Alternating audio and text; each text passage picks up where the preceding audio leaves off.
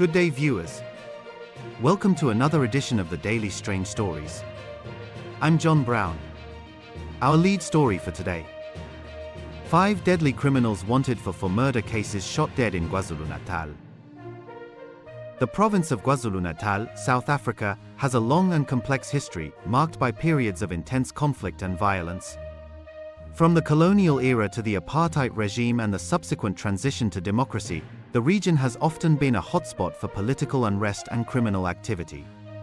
This backdrop is crucial to understanding the recent events that unfolded in the Mophela area near Hammarsdale, where a dramatic shootout between police and a group of alleged criminals left 5 men dead. On a Sunday evening in May, law enforcement officials brought an end to the lives of 5 individuals who were wanted in connection with a string of heinous crimes. These men were not petty thieves or opportunistic offenders. They were suspected of involvement in multiple murders, including the deaths of a married couple and 2 police officers. The incident has once again brought to the forefront the challenges of crime and violence that continue to plague certain parts of South Africa. The story begins with a series of brutal killings that gripped the community of Hammarsdale. A 66-year-old man, residing in the Ekwandeni area, became the target of a violent attack. In January, he and his wife were ambushed, surviving a barrage of bullets. However, the reprieve was temporary. In February, tragedy struck again when his wife was fatally shot at their home. The man himself would meet a similar fate, succumbing to gun violence the Saturday before the shootout. As investigations into these murders intensified, law enforcement began to piece together a network of suspects believed to be responsible for the crimes. Intelligence gathered by police suggested that the individuals involved were not only dangerous but also linked to other acts of violence, including the murders of 2 police officers.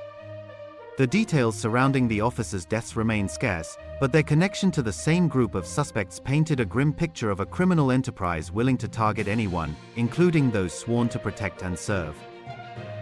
Acting on credible intelligence, a team of police officers tracked the suspects to the Mophela main road.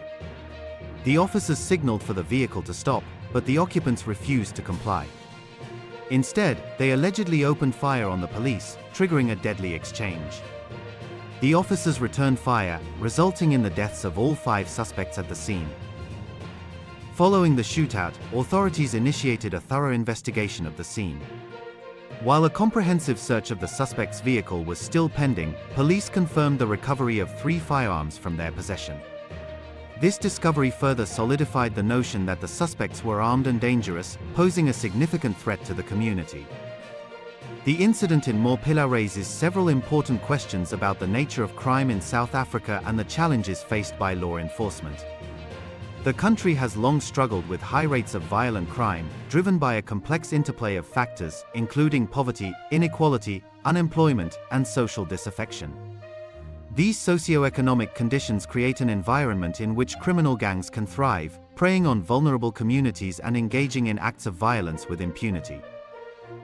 Furthermore, the proliferation of illegal firearms in South Africa contributes to the problem of violent crime. Guns are often used in robberies, hijackings, and other criminal activities, making it easier for perpetrators to inflict harm and evade justice. The government has implemented various measures to control the flow of illegal firearms, including stricter licensing requirements and amnesty programs for those who voluntarily surrender their weapons.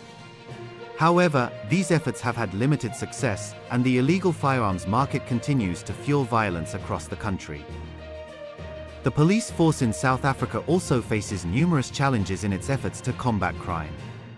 Understaffing, inadequate training, corruption, and a lack of resources often hamper their ability to effectively investigate crimes, apprehend suspects, and maintain law and order.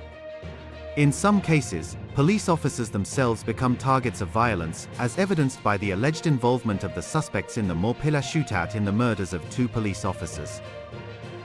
In response to the high levels of crime, communities across South Africa have formed neighborhood watch groups and other community policing initiatives. These groups work in partnership with the police to patrol neighborhoods, report suspicious activity, and provide support to victims of crime.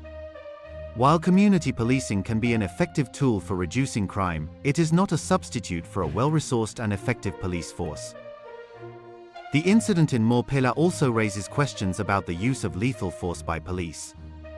While police officers have a right to defend themselves and others from harm, the use of deadly force should always be a last resort. Tell us what you think. Should police resort to shoot-to-kill strategies, or they should respect human life, whether one is a deadly criminal or not? Kindly tell us what you think in the comments section. Thank you for watching this news video. We'd love to hear what you think about this story, so please leave your comments below.